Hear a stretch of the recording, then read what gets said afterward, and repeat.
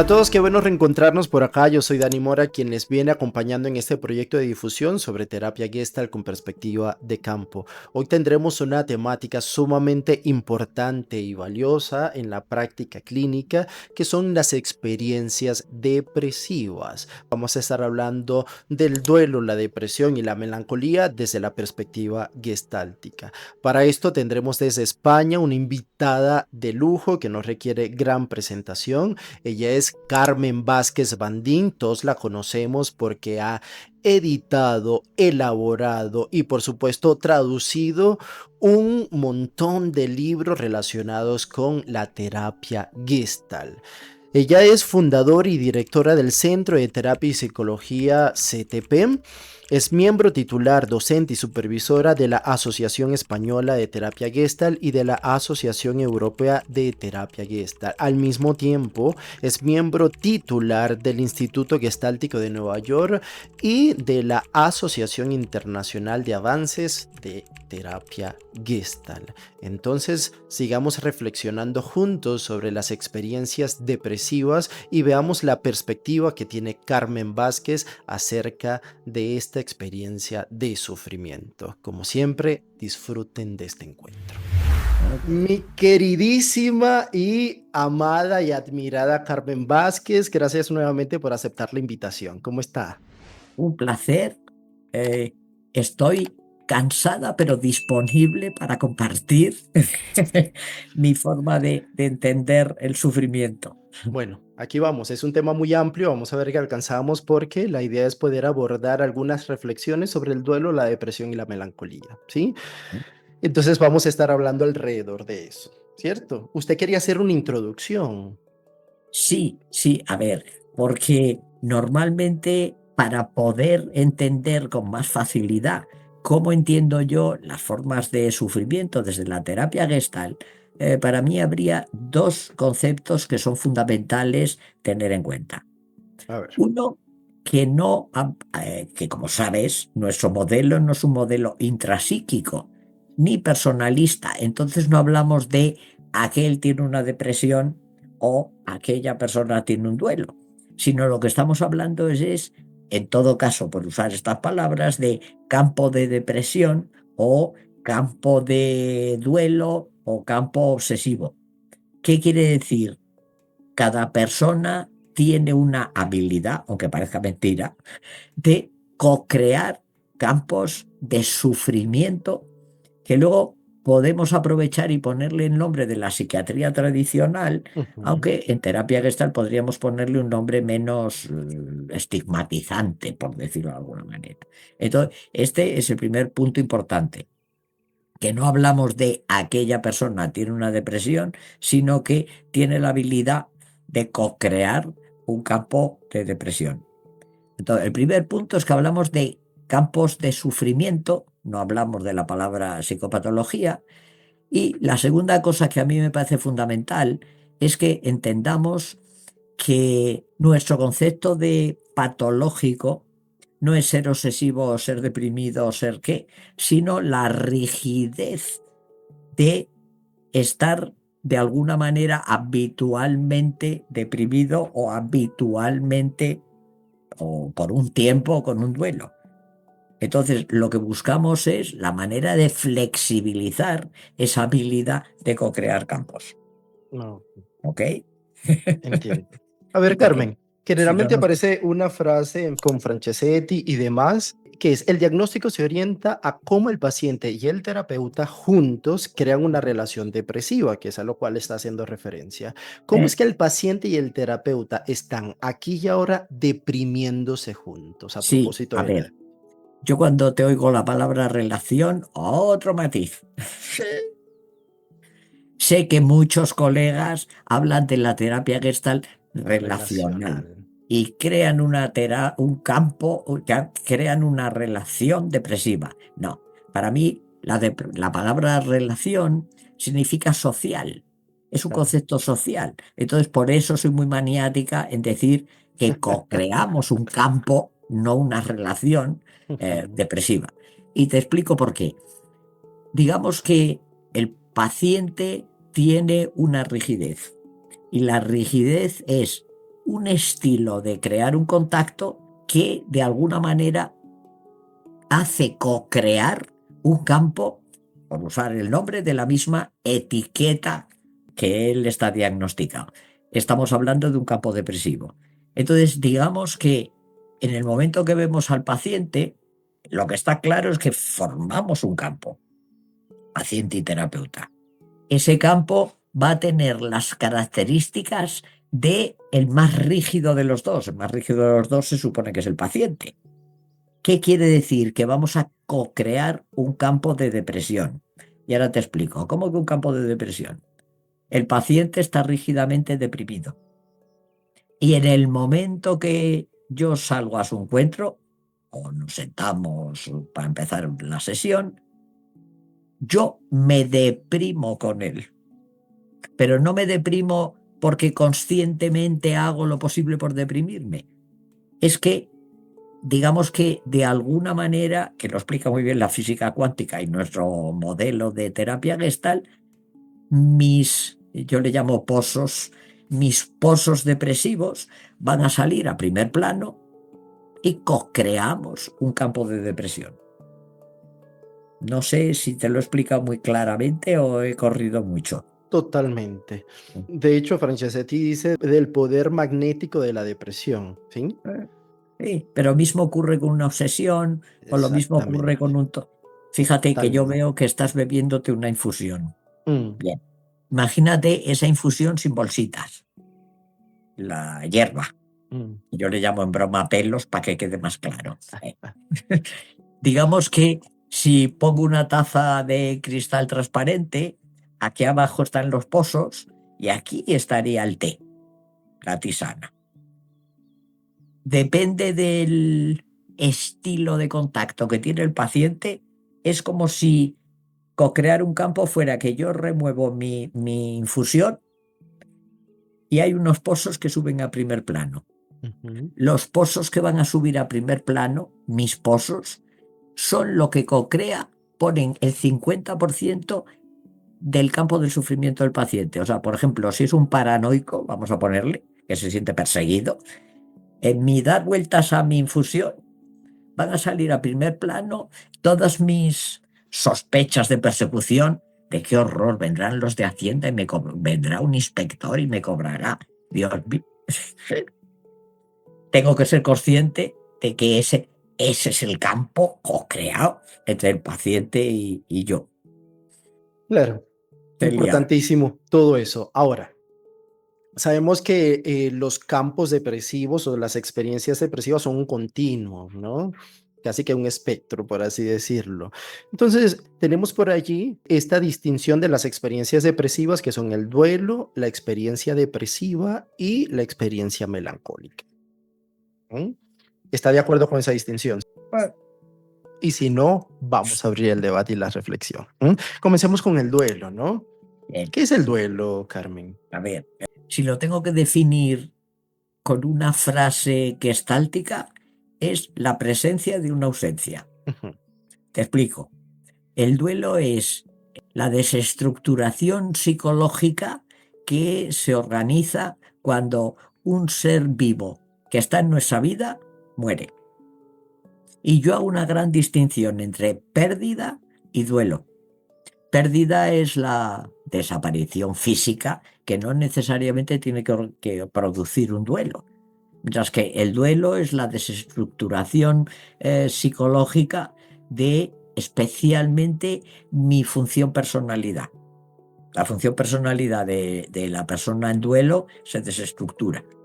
El ujú, trabajo del duelo, si vuelvo a utilizar la frase de la presencia de una ausencia, es como que alguien que ha desaparecido de mi vida lo siento como un fantasma todavía en mi cotidianidad.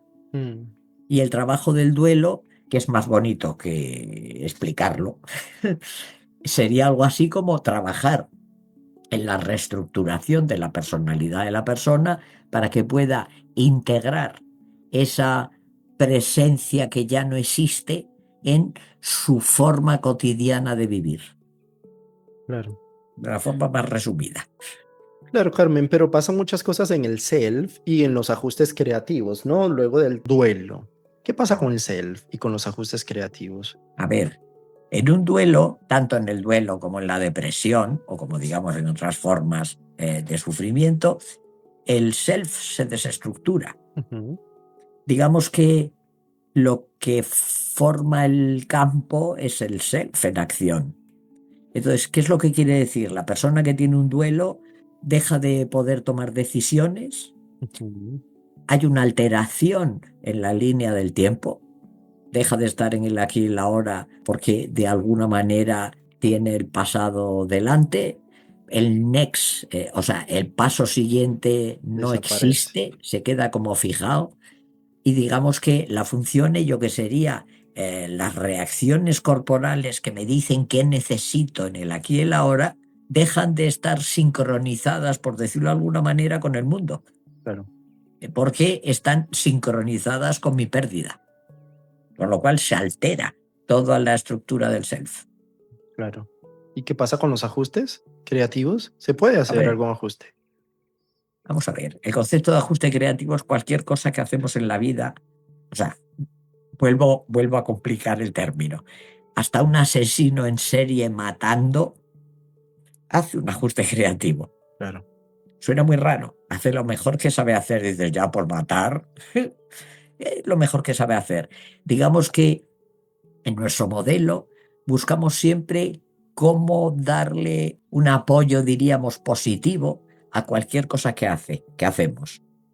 Y una cosa que yo me empeño en decir con mucha frecuencia es que tenemos que entender que los terapeutas no somos ni curas, ni monjas, ni jueces, ni críticos, con lo cual no juzgamos si la acción desde un punto de vista social o desde un punto de vista ético es buena, es mala, sino ujú, simplemente que lo que ha hecho ha sido un ajuste creativo para.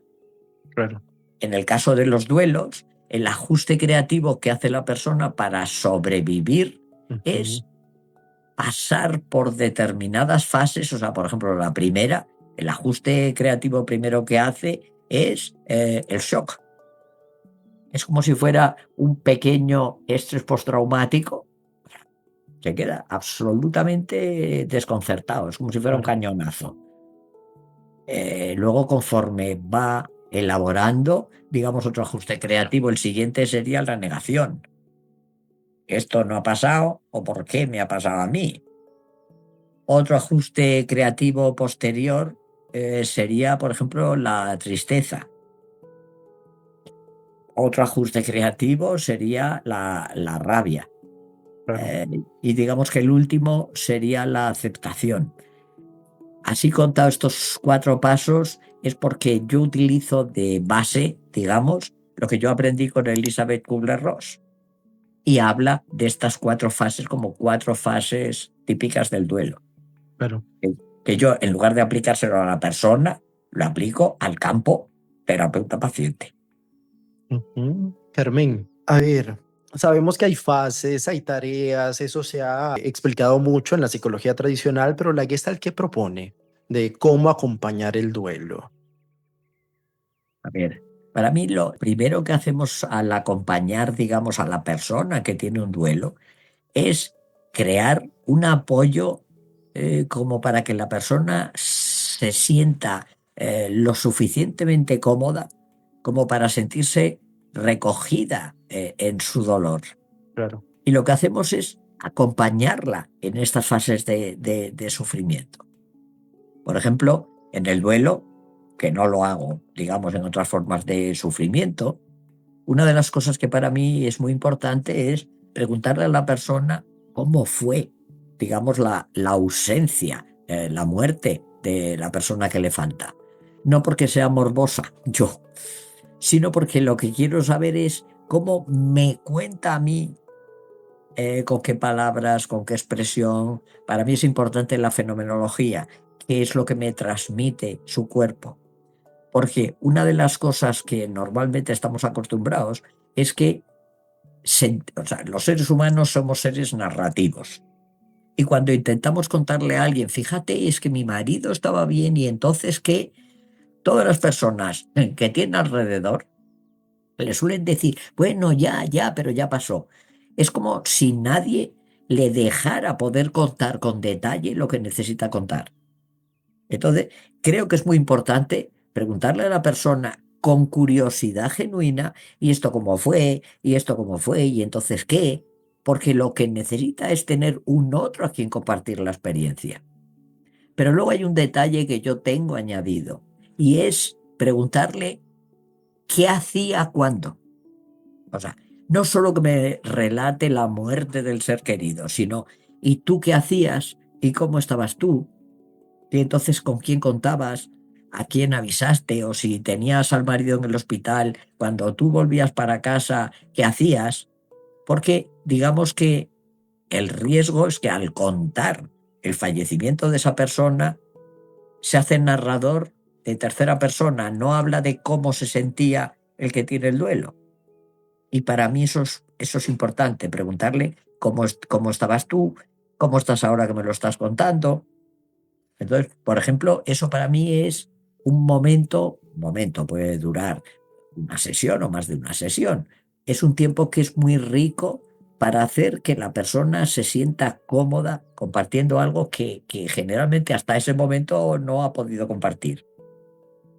Luego, por ejemplo, suelo pedir que me traigan fotos y que ya entiendo que ahora, como todos somos muy modernos, en el móvil todos llevamos 2.800 fotos de todo el mundo. Mm, Y yo lo que le digo es, no, no, no, no, no, no, no quiero que me enseñes. Si quieres, me enseñas una, pero no quiero que me enseñes. Quiero que en casa y cuando nos veamos el próximo día, me hayas seleccionado 4 o 5. A ver, el que le pida que seleccione 4 o 5 no es que no quiero mm, ver 100. Es que, a ver, una de las cosas que estoy comentando es que el tiempo, el presente desaparece y hay que hacer una reconstrucción del presente y del futuro. Y no se puede hacer con una técnica fría. Cuando yo lo que le digo mm, es, el próximo, tú buscas en casa con tranquilidad, con una caja de pañuelos porque vas a llorar muchísimo, y me seleccionas 4 o 5, lo que estoy haciendo es que, por usar una metáfora, me lleve a casa, porque va a buscar las fotos para mí. Con lo cual ahí hay un presente y un poquito de futuro. Y vamos metiendo de forma natural la reestructuración de la línea de tiempo. Por ejemplo, entonces, eh, cuando vuelve la vez siguiente con las fotos, sí le pido que si quiere explicarme cada una, cómo fue, cómo... Insisto, no me interesa el pasado. Lo que me interesa saber es cómo mm, me está contando esto, con qué tono de voz, con qué claro. expresión del cuerpo, y soy muy pesada porque muy habitualmente le digo ya, ¿y cómo te sientes ahora con lo que me estás diciendo? Ujú, Y yo también explico cómo me siento con cosas que me dice. claro. En Carmen, en tu artículo creo que hay mayor extensión de esto, donde dices que cuando el apoyo se detiene, del apoyo al contacto, la intensidad de los encuentros, cuando la tristeza se vuelve dulce y la vida sin ti, además de otras orientaciones, ¿cierto? Entonces, el duelo es la presencia de la ausencia. Pasemos Claro, a la depresión entonces. espera que antes te Juguemos. hago hasta los minutos publicitarios. Ok. Yo tengo como 8, 9, 10 artículos sobre el duelo, porque digo que es un tema que me gusta especialmente, y los recogí en un librito que se llama Todos los días grises del año, Mm, donde explico detalladamente cómo trabajar con el duelo. No es que quiero hacer publicidad, que sepáis que está ahí, que no tiene muchas páginas, pero es más gordito que un artículo. Ahora vamos, vamos a la depresión, que efectivamente juego con las palabras y entonces, mm, si el duelo es la presencia de una ausencia, la depresión es la ausencia de una presencia. ok. Y cuento un poco. A ver, en nuestro modelo, el matrimonio Pearls, nos dijeron muy claramente que, para poder asimilar algo, lo necesitamos con alguien del entorno, alguien del mundo. En Yo, hambre y agresión hacían una similitud, una analogía de la alimentación y de la digestión con la digestión emocional. Entonces, para nuestro modelo es muy claro que para poder asimilar una experiencia, lo que necesitamos es un otro que nos la comparta con nosotros. Claro. Generalmente, vamos a ver, si sacamos una buena nota, corremos en casa cuando somos pequeños a decir, mamá, papá, me han puesto una banda o me han dado un sobresaliente. Y necesitamos que, como yo digo, papá, mamá o la abuela, que haya una figura Claro. que se entusiasme con nosotros. O si un compañerito o una compañerita me roba mi lápiz o me regaña la profesora o me ocurre una cosa fea, también para poderlo asimilar necesito un otro que me comparta, que me consuele mi tristeza y mi pérdida. Esto no ocurre. Entonces, depende del acontecimiento, depende del momento, o si es una constante, digamos que ahí casi podríamos clasificar las distintas psicopatologías tradicionales. Pero digamos que cuando no he tenido disponible un otro de una manera más o menos constante, digamos que lo que aprendo es a no compartir, por lo tanto, a no asimilar ninguna experiencia, casi ninguna experiencia de mi vida. Y eso, digamos que hay un momento determinado en mi vida que va a florecer con lo que la psiquiatría tradicional llama depresión y lo que yo llamo son campos depresivos. Claro. Si ahora pongo más subtítulo a esta ausencia de una presencia, es la incapacidad, la imposibilidad de llegar al otro. Y lo explico un poco. Yo noto que el paciente no encuentra palabras, me mira como si fuera transparente, está como perdido, está apático, está hipotónico. Bueno, supuestamente está deprimido. Mi sorpresa, y que ya me he acostumbrado a ello, es que yo estoy igual. Digamos que el terapeuta Gestalt podría diagnosticar una depresión solo sintiéndose el mismo. ¿Por qué? Porque lo que yo contaba antes, digamos que mis pozos del té se han removido y los que salen a primer plano son, a lo mejor, menos tristezas y menos rígidas, pero me deprimo con el paciente. Y tampoco sé ni qué decirle, no se me ocurren las palabras. Yo siempre digo que es totalmente en serio, yo hablo muchísimo, yo no me callo ni debajo del agua. Tengo muy claro cuando es un campo depresivo. No tengo que decir, no se me ocurren las palabras, le miro, me siento impotente y digamos que podría asegurar, casi decirle, perdón, a usted le han diagnosticado depresión, ¿verdad? Porque lo que se forma es un campo en que es como si hubiera un muro de cristal donde no podemos llegar el uno al otro. Ujú. Listo. Y digamos que si vamos al concepto de la ausencia de una presencia, es que me acostumbré a crecer sin poder asimilar absolutamente nada de lo que me ha pasado en la vida, prácticamente nada. Y entonces, eso hace que me apague. Digamos que asimilar los acontecimientos es lo que que al final de cuentas, eso es un proceso de contacto, eso es como si fuera la gasolina de nuestra parte psicológica, Claro. como si fuera que lo que permite tener el motor en marcha. Pero si para asimilar necesito a un otro y no tengo un otro disponible, no fabrico energía, no fabrico gasolina. Y voy puf, puf, puf, puf, puf, puf, puf, hasta que me paro. Carmen, en estas experiencias depresivas, creo que hay ciertas distinciones que tenemos que hacer, o puntualizaciones, mejor dicho, que por supuesto tenemos el ajuste depresivo, la gestalt depresiva fijada, la depresión neurótica y la depresión psicótica. A Espera que ver, te lo explico un poco más ordenado. ok, a ver. A ver, si empleo palabras de la psiquiatría tradicional, porque siempre digo que yo empleo otras, campos de confluencia de fondo, campos de confluencia de figura, pero que no voy a tocar ese tema porque nos da Serían aquí horas. el año que viene y seguimos. Pero te voy a emplear 4 conceptos que creo que todos entendemos, Ok. que son la estructura psicótica, la estructura borderline o límite, la estructura neurótica y la estructura narcisista. Digamos que es como si fueran 4 bloques, 4 formas de ser que Ujú. hacen 4 formas de hacer completamente distintas. ¿Qué quiere decir?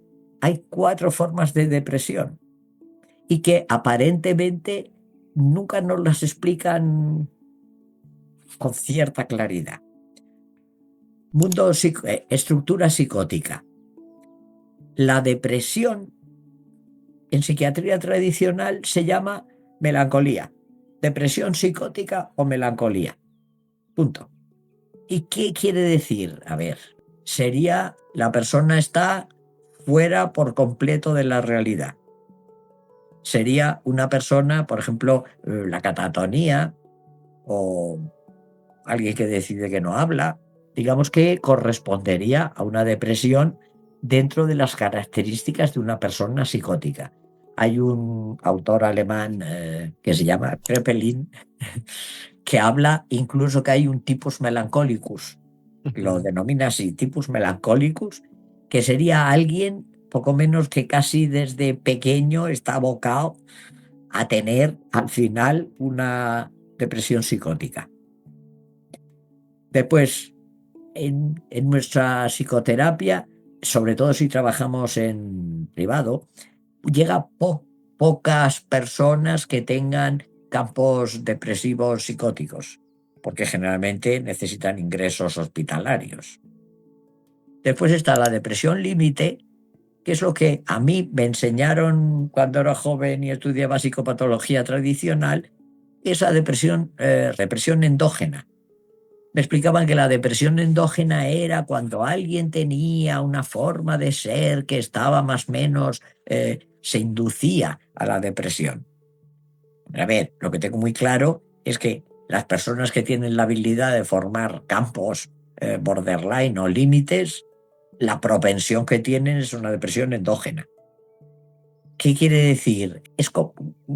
Digamos que una estructura borderline es como si fuera una nube.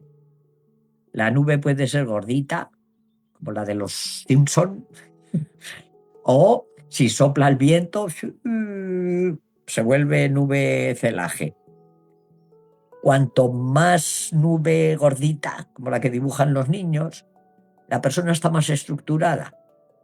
En cuanto hay una situación de estrés, que sería como el viento en las nubes de verdad, se desestructura. Eso va a dar a una depresión endógena. Todo está mal, no llegas a ningún lado, no se siente uno comprendido, no se siente uno. Y generalmente, si la crisis es fuerte, va a necesitar hospitalización, porque digamos que es algo, se puede mejorar, pero es complicado sanar. Lo mismo ocurre con la depresión psicótica o melancolía. Después, la depresión neurótica es la depresión reactiva, que digamos que es la que cualquier persona con un estilo de estar en el mundo neurótico, es cuando de pronto esto que habíamos visto de la dificultad de encontrar un otro con quien comunicar, eh, se satura y entonces aparece la depresión. Que todo está perdido, no se entiende nada, pero que generalmente si le preguntas a una persona con una depresión endógena, ¿a qué le echa la culpa? Yo no he encontrado ningún paciente que no te sepa echar la culpa a algo. Y realmente por eso es reactiva, porque es una reacción a una situación que digamos que es la gota que ha desbordado el vaso de la incomunicación. Ujú. Te iba a decir cómo solucionarlo. Bueno, las otras funcionan igual. Casi te acabo con la última y luego te explico. La última que nos queda, que es la que está de moda, porque está de moda el narcisismo, Mm, Sería algo así como la depresión narcisista, que tiene un nombre estupendo, se llama depresión activa. ¿Por qué? Porque la persona aparentemente no parece que esté deprimida. Hace y hace y hace y hace y por encima de todo no quiere parar. Yo he tenido una paciente que en el banco, trabajaba en la banca, le dan una baja por depresión. Viene, no para de hablar, no parece deprimida y me dice que va a aprovechar la baja para que le cambien los muebles de la cocina. Pero vamos a ver, ¿cómo es esto? Digamos que si a la persona la calmas y procuramos estar la una con la otra, o sea, procuramos centrarnos en quiénes somos, no en qué hacemos, ujú. se deprime. Y esa, por ejemplo, es la que está actualmente así. Entre depresiones neuróticas y depresiones activas, tenemos a la humanidad metidos en esto. Si me preguntas, ¿y ahora qué hacemos con ellos? Sí, sí, sí, a eso iba, justamente. Y ahora viene lo complicado, deprimirte con ellos. Así Y tan explico. sencillo, ¿no? Sí, porque me hace muy sencillo cuando lo cuento con detalle, me dicen, qué horror. Digo, efectivamente, qué horror. Y lo explico con una metáfora. Cualquiera de los cuatro, da igual. Tú imagínate que alguien deprimido es alguien metido en una selva, no en un bosque, en una selva, Ujú. llena de árboles gigantescos, de maleza, ruidos de bichos que se arrastran. O sea, ponlo de película de terror de Stephen King. Está en mitad del poco menos, perdido en mitad de la selva, es de noche, hay niebla y no hay ni luna. Y está sentado en una piedrita. Eso es estar deprimido. Ahora, la metáfora. Fuera de esa selva, que no hay niebla, que no hay bebé, están los familiares y está un terapeuta que no es gestáltico. Los familiares le gritan, haz un esfuerzo, Mm, sal, que te estamos esperando, que te queremos mucho. Y lo que yo digo es, primero, todos sabemos que la niebla distorsiona la voz. Segundo, ¿por dónde demonios sale el paciente sabiendo que va a salir donde están sus familiares? Tercero, hay ruido de bichos, hay ruido, tiene miedo de salir. Ahí sigue, pero la familia sigue diciendo, haz un esfuerzo, no sé qué, y el terapeuta también. ¿Qué hacemos los terapeutas gestálticos? Entramos en la niebla. No sé dónde está el paciente. No sé si lo voy a encontrar o no. No sé si yo voy a acabar perdida. Puede que yo acabe perdida y ahora ya vamos a ser dos perdidos, cada uno en nuestro lado. Pero a los terapeutas Gestalt nos mueve la fe, no la fe religiosa, mm. sino el saber que antes o después nos vamos a encontrar. Y al final acabamos encontrándonos y como yo digo, me siento en la piedra de al lado y le digo, bueno, hermano, ahora tenemos que salir de aquí los dos. Estamos los dos perdidos. Y en ese momento es como si fuera magia. Se quita la niebla, se hace de día, sale el sol y si quiero exagerar hay hasta carteles que dicen salida, salida, salida. Esa es la metáfora de cómo trabajamos la depresión. Nos deprimimos con el paciente. Y ahora cuento un poco con más de dos pinceladas más. Un campo de depresión es un campo súper incómodo, Totalmente. sobre todo para el terapeuta. Mm, Te sientes frustrado, te sientes impotente, crees que no sabes nada, no mm, se te ocurre qué hacer, no ujú. se te ocurren las palabras.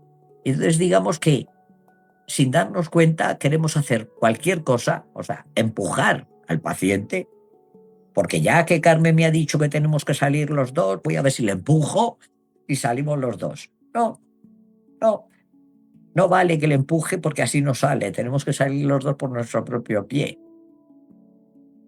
Otras veces, cuando doy un seminario un poco más largo, siempre hay alguna terapeuta o un terapeuta que me dice, entonces, como veo que me pierdo y me frustro y me siento mal, Me siento, me apoyo bien en el asiento, respiro, apoyo bien los pies en el suelo, digo, ¿y eso? Y le dejas solo. Me dice, ah, pues claro, si tú lo que haces es autoapoyarte tú, le estás dejando solo. Mm. La gracia es estar con el paciente, en ese estar perdidos, y compartirle al paciente, sin prisa, no hay prisa de salir, compartirle al paciente, como yo digo alguna vez, aprovechando una canción de Joan Manuel Serrat, no hago otra cosa que pensar en ti, no se me ocurre nada. Pero yo añado siempre, pero ¿cómo te sientes con lo que estoy diciendo?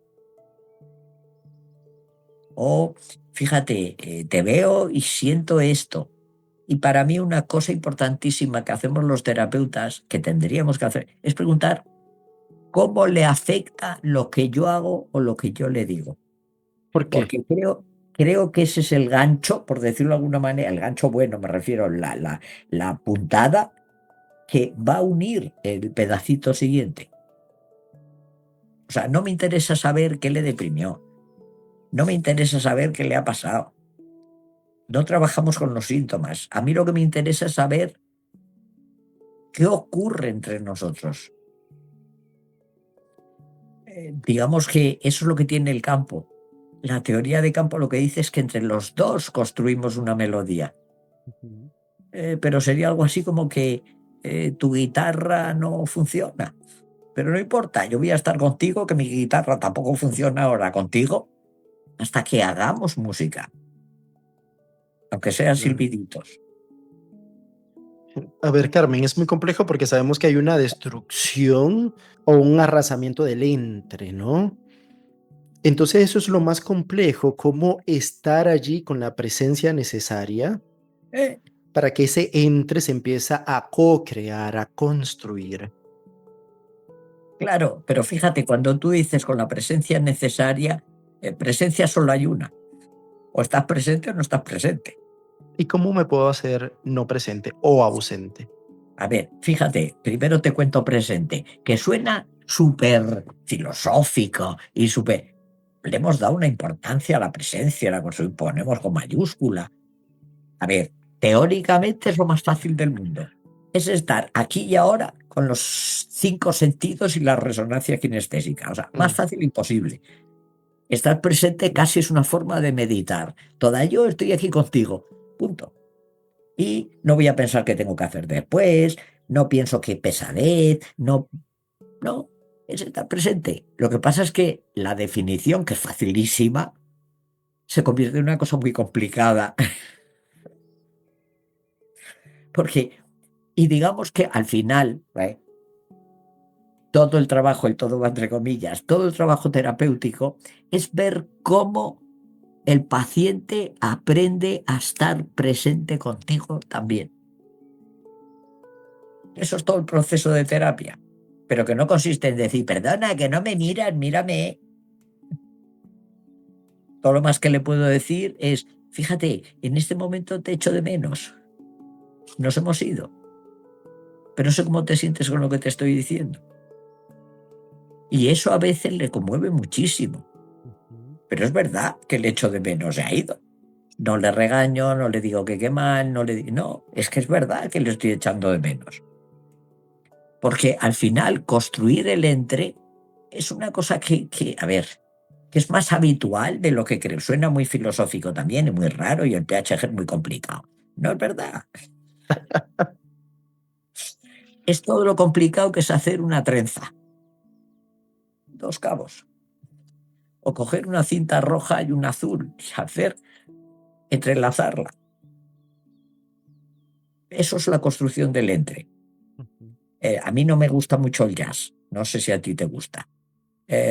Pero me da igual. El jazz. Pon una orquesta sinfónica. Co-crean un entre. Cada uno toca un instrumento y juntos hacen una melodía. Eso es lo que para mí tiene de fantástico la teoría de campo y lo que explica nuestro modelo. Por eso no me gusta lo relacional. Digamos que tú tienes una vibración única. y eres único. Eso es fenomenológico y vamos a ver, eso es verdad. Y yo soy única. Cuando juntamos nuestras melodías o nuestras presencias, hacemos una melodía única. Pero que es que hicimos una melodía única la primera vez que nos encontramos y hoy tú y yo hacemos otra melodía distinta. Por supuesto, con los mismos instrumentos porque somos los que somos, un poco cambiados, pero entonces no es tan complicado entender que el proceso de contacto, fíjate que yo lo explico con colores.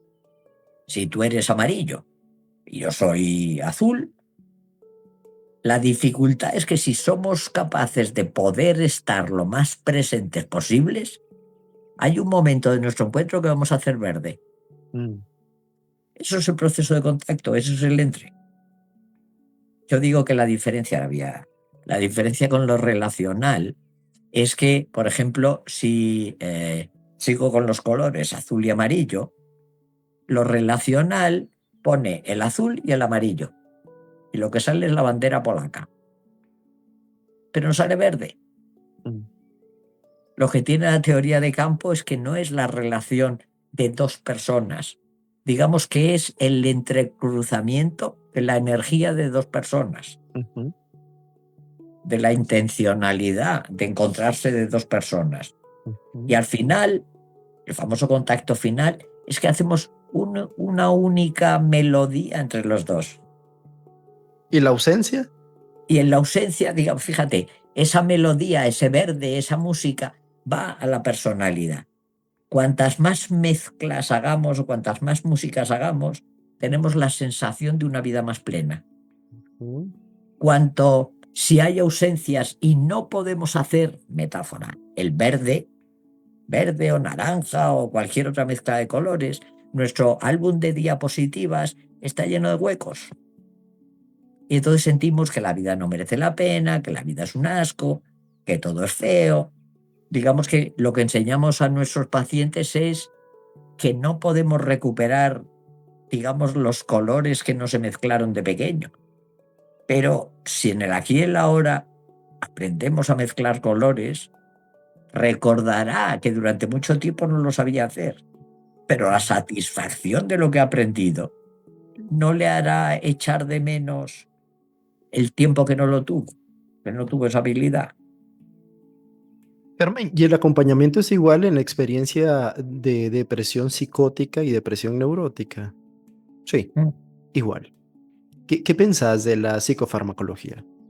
A ver, creo que a veces es necesario, Ujú. ¿Cuándo? pero creo que, a ver, por ejemplo, en las crisis psicóticas es clarísimo que sí, en algunos casos en las crisis límite también, y yo no lo recomiendo mucho en las, por ejemplo, en las depresiones neuróticas ni en las activas. Ahora la moda es dar pastillas para todo porque lo que necesitamos es hacerlo todo rápido. Ujú. Creo que no es necesario. Pero sí creo una cosa muy clara y es, a ver, creo que los terapeutas no tenemos ni que mandar, o sea, podemos recomendar ir al psiquiatra, pero nosotros no tenemos que regular ni quitar la medicación de nuestros pacientes. Ahora, creo que debemos de, como yo digo, tener un psiquiatra de confianza, porque en España por lo menos hay algunos que es mejor no ir, y podemos sugerirle, mira, posiblemente te vaya bien. O si nos dice, Carmen, ¿qué te parece? Yo no le conté, a ver, a menos que lo tenga muy claro que tiene que ir, lo que le digo es tú qué piensas. O sea, no tomo la decisión por él o por ella. Pero lo que tengo muy claro es que si hay un momento en que me dice, Carmen, estoy tomando esto, estoy mejor, me voy a quitar un poco, le digo, che, che, che, che, che. Ni tú te quitas ni yo te quito. Vete a tu médico y que te regule la medicación. Ni siquiera en el caso de que el terapeuta sea psiquiatra. O sea, creo que tienes que son dos campos que no tienen nada que ver y que no se deben de mezclar. Mm. Carmen, para ti, ¿cuál es la belleza de las experiencias depresivas? Bueno, voy a lo mejor ser poco optimista. no tiene ninguna belleza. No. A ver, sé que a Gianni y a Margarita Españolo les gusta mucho hablar de la belleza del sufrimiento, que se transforma el sufrimiento en belleza. Bueno, si lo queremos llamar así, lo podemos llamar así. Creo, en todo caso, que el sufrimiento, a ver, se transforma en felicidad. O sea, descubrir de pronto que te corre la vida por el cuerpo es una preciosidad.